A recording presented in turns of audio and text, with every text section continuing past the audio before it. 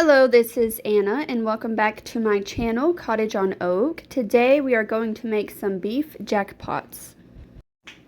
This recipe is from a woman I call Mama Betty. She lives in Tanzania. She was a cook for some missionaries, and the missionaries gave all the cooks a cookbook, so this is where that recipe comes from. So first you have to mix half a cup of warm water with 2 teaspoons of yeast. And then as the yeast is coming together, you can start cooking up your beef. This beef is actually from the cows behind my backyard if you've seen my other videos, so I thought that was pretty cool. It's local, but anyways, you cook that up. You can use a barbecue sauce if you want. I opted not to do that just so I can steer away from corn syrup and things like that. So with some spices, I made my own barbecue flavored beef. So you need a large mixing bowl. You can go ahead and pour your yeast water in the bowl. Then you need to add some sugar, 1/4 cup of sugar, 1/2 teaspoon of salt, 1 egg, 1/4 cup of oil, like olive oil, vegetable oil, 1/2 cup of milk. I used heavy whipping cream because that's all I had. And then you need 3 cups of flour. I used my einkorn flour. Once you have all of that in a bowl, you mix that together and then you let it rise for 1 hour. Now, mine did come out a tad bit crumbly, but I am using an einkorn flour and it has a low gluten factor in it. So if you use a regular all-purpose flour, I'm sure they would hold up a little better than mine, but I like using einkorn. Now, when it comes to the beef, you want to make sure it's chopped up nice. I don't like big chunks in my beef jackpots, but since I did not use a bottle of barbecue sauce, I am sprinkled in some minced onion, some smoked paprika, and you can see the ingredients in the background. Some Creole, just for some extra flavor. Some garlic salt with parsley flakes in it. I add this seasoning to everything. If you've seen my videos, you know. Some ground mustard seed into there. I did quite a bit of this. Some crushed black pepper.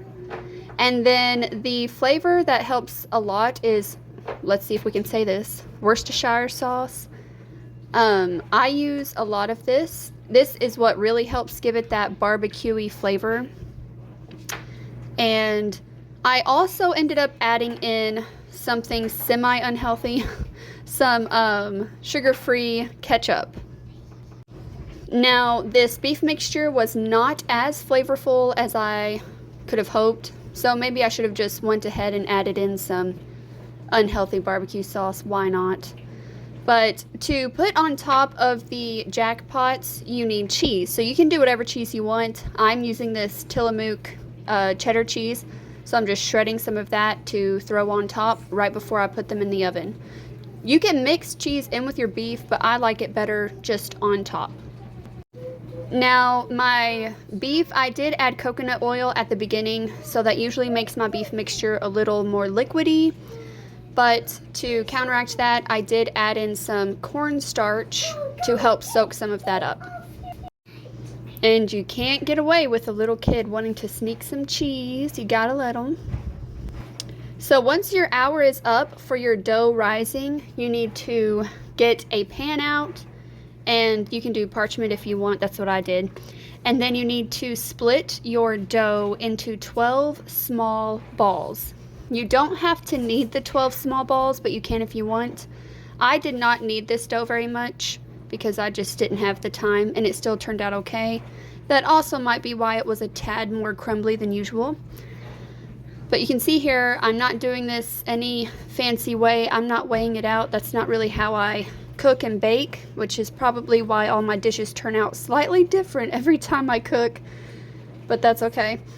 But I'm just eyeballing these into 12 sections, and I have 2 6-count regular sized muffin tins that I will be putting this into later.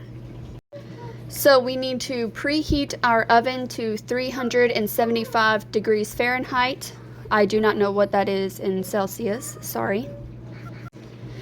And I did not have any cupcake liners, but I didn't really want to use those. That would be weird. So to help your muffins not stick to the muffin tin, I put in olive oil and I rub it around with my fingers, and then I take some flour, whatever kind you have on hand. I'm using the einkorn that I use to bake with, and you just kind of sprinkle that in there and flick it around to get it on all sides.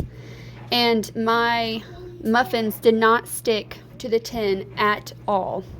They came out beautifully, and the edges were slightly golden, which I think the oil helped with that.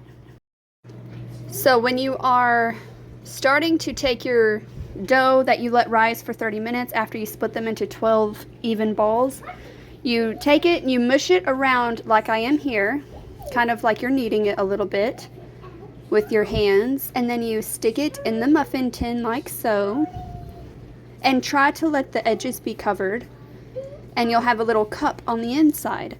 And then you will take your beef mixture and just spoon it straight in. So your beef mixture is all the way cooked through. And then you just spoon that into the little cup. And then you just place your shredded cheese right on top. I will say I definitely could have added more shredded cheese, but they turned out great still. And you just want to place them in the oven to cook for, I did mine 10, 11 minutes. And they were perfect.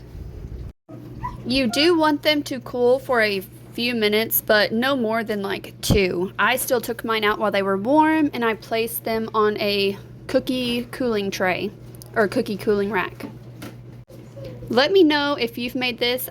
You can make it with chicken. I've made it with bacon before. That was really good. High calorie, but really good.